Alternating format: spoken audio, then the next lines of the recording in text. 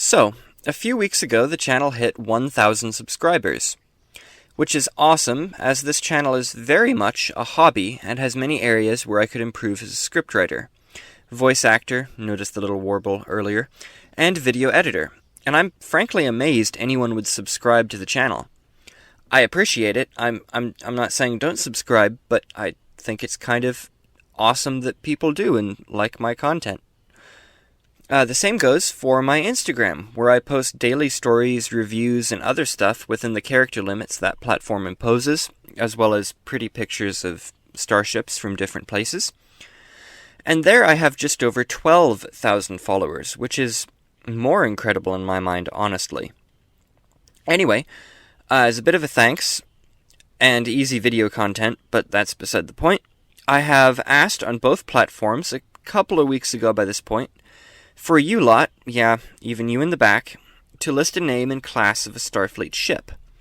And then I said I would put them in the video.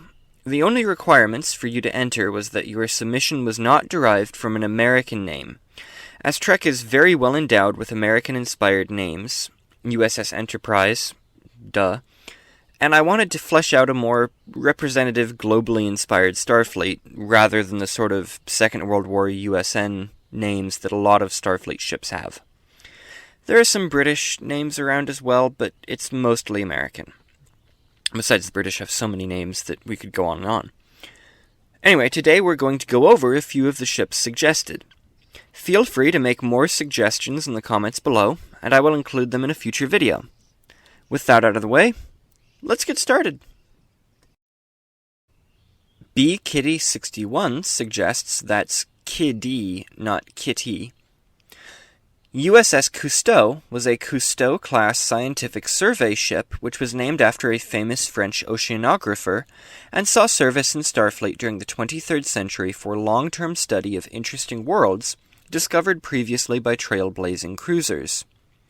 Notable members of the class included the Cousteau herself, the De Soto, and the De Leon. Matt. Troy. Gwennon Gorn was a Saladin-class destroyer in service with Starfleet during the mid-23rd century. Entering service in 2256, the vessel would serve with the Second Fleet along the Romulan neutral zone throughout much of her career as part of the 9th Destroyer Flotilla. The ship was well regarded in service and would be retired in 2288, after her space frame was found to be thoroughly worn out and unfit for further service.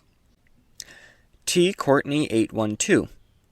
Kumba was a Wambundu-class destroyer serving with Starfleet during the early 24th century. One of just a few of the class actually commissioned, Kumba was the first Starfleet vessel to bear the name, and was named in honor of an East African Union destroyer of the same name, a blue water destroyer, from the eugenics era of Earth's history, which became famous for assisting disaster victims in India following the war, one of the first non-econ vessels to arrive and begin administering aid. The ship would be lost defending a convoy during the Dominion War, and her name lives on with a second ship to bear the name, a steamrunner class Kumba A, being commissioned in 2373, which remains in service until the present. Fiore. USS Quetzalcoatl, I'm definitely mispronouncing this, was a Cheyenne-class starship which was commissioned in 2358. Plagued by issues with her drive and hull warping due to high stresses from her unusual drive arrangement, the Quetzalot, as she was known by those unable to get their mouths to properly contort themselves to say the name properly, would spend much of her early time in dock, only entering full commission in 2365, by which time the Cheyenne class had been superseded by newer designs in their fast scout, reconnaissance, and patrol roles. Regardless of these shortcomings and delayed entry, the ship would give generally good service until she was scrapped in 2370, too worn out for further use. The name lives on in a new Intrepid-class ship which was commissioned in 2373. Rabid _7 Thrain. Mirchu was a Maquis smuggling vessel operated during that organization's war guerrilla campaign with the Cardassian Union in the demilitarized zone. The ship was a converted Antares-class freighter and served the Maquis until her capture in Federation space by the USS Asgard. Jason Paris. USS Ark Royal was a Sovereign-class heavy cruiser operated by Starfleet in the closing days of the Dominion War. The ship would participate in several battles during the closing phases of the war, often acting as flagship for the Fifth Fleet. Post-war, the ship has continued in service and is presently deployed on a prolonged diplomatic mission to Gorn space. The ship is the 7th Starfleet vessel to bear the name, and she is part of a long lineage going back to the Royal Navy of England, starting in the 16th century Old Earth date, making her one of the most prestigious ships in Starfleet currently. Elmer Lopez Jr. Flor de la Mar was a Miranda-class light cruiser commissioned into Starfleet in 2287. The ship served for many decades with the fleet and acted throughout most of its career as a colonial support ship, spending her time cruising through the frontier colonies of the Federation, answering any distress calls that might come up, relaying messages, and transporting specialists from one colony to the next where they are needed. While hardly glamorous, the ship did give good service and became well known in the region where she patrolled.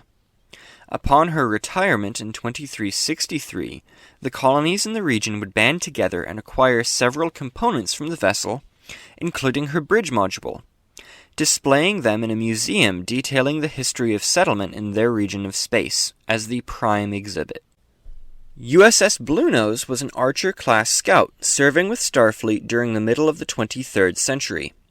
Attached throughout the majority of her career to a task force exploring the distant Pisces stellar desert, the ship was often used as a communications courier for the task force, speeding back and forth between the different ships present and the wider Federation at large.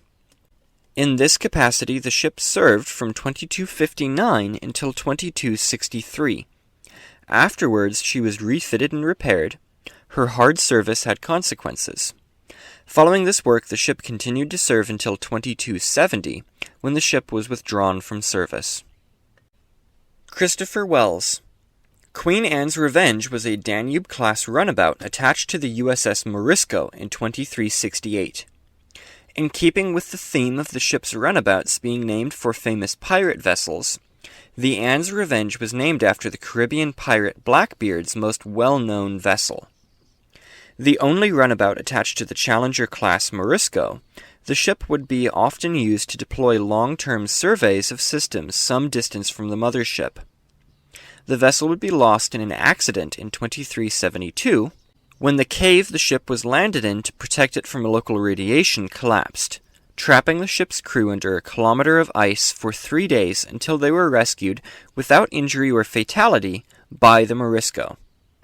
Well, that's about it for this video. I have more ship names, enough for at least another video, which I plan on making in the near future.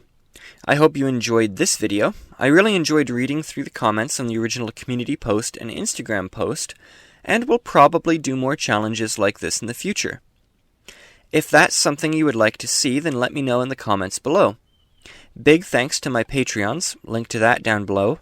And then of course, if you did like this video, then do all the things that real YouTubers are always telling you to do.